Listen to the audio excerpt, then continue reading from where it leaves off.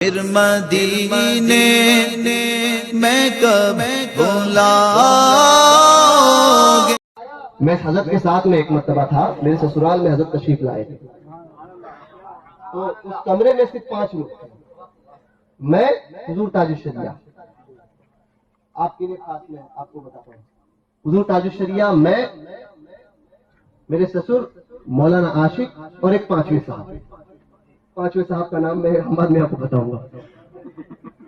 تو حضرت کا دورہ 3 دن کا ناگپور تک، اب آپ سمجھیں، تو ناگپور، بالا گھاٹ، اکولا، امراوتی اکولا 1 دن کا پروگرام تھا، بالا گھاٹ، اور 2016 یا 15 کی بات ہے، 16، تو اس سے 1 دن پہلے حضرت میرے سسرال میں تھے، تو حضرت جو بیٹھے ہوئے تھے، اور مجھے آج بھی یاد ہے، حضرت سفید لال کلر کے انگور کھا رہے تھے، لال والے انگور آتے ہیں نا، وہ انگور جو ہے میرے سسر حضرت کو پیش کر رہے تھے، حضرت جو انگور کھا رہے تھے، تو حضرت سے وہ 5ویں صاحب نے عرض کی کہ حضور وہ وہاں کے حالات بڑے خراب ہیں، تو اگر آپ نے وہ مسئلہ چھیڑ دیا تو حالات خراب ہو جائیں گے، تو لہذا میری التجا ہے کہ آپ وہ بات وہاں نہ کریں، وہ بات وہاں نہ کریں۔ اب حضرت حضور تاج الشریعہ مرد کلندر،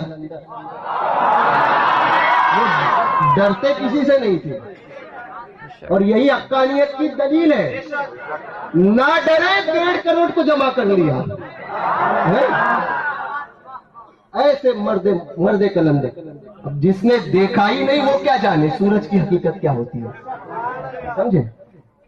سورج کی حقیقت کیا ہوتی ہے، اندھے کو پوچھو گے تو وہ بولے گا سورج نہیں ہوتا، اجالا نہیں ہوتا، نہیں ہوتا تو نہیں ہوتا، سمجھے؟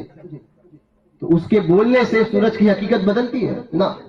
تو تاج الشریعہ زندگی بھر حق، اور ایسا حق کہ سامنے کوئی بھی ہو، منہ دیکھ کر فتوا دینا یہ بریلی کا مزاج نہیں،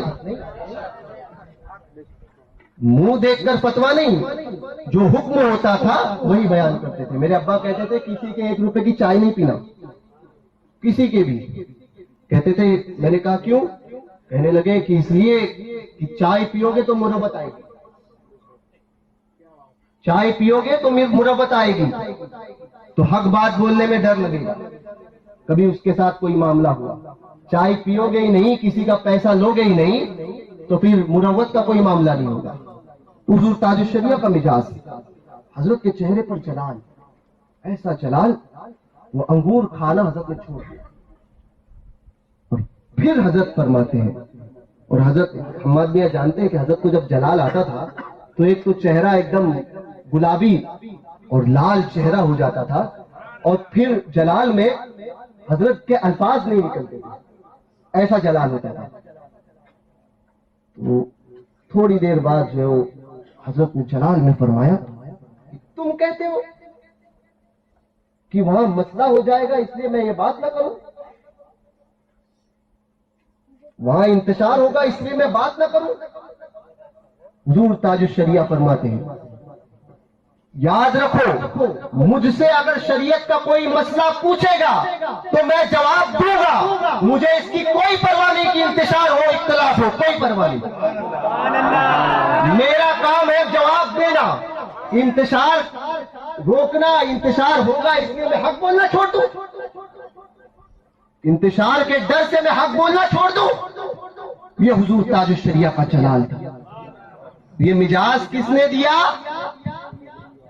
بریلی نے دیا۔ تو اس مزاج پہ رہو، یہ بھی صحیح وہ بھی صحیح۔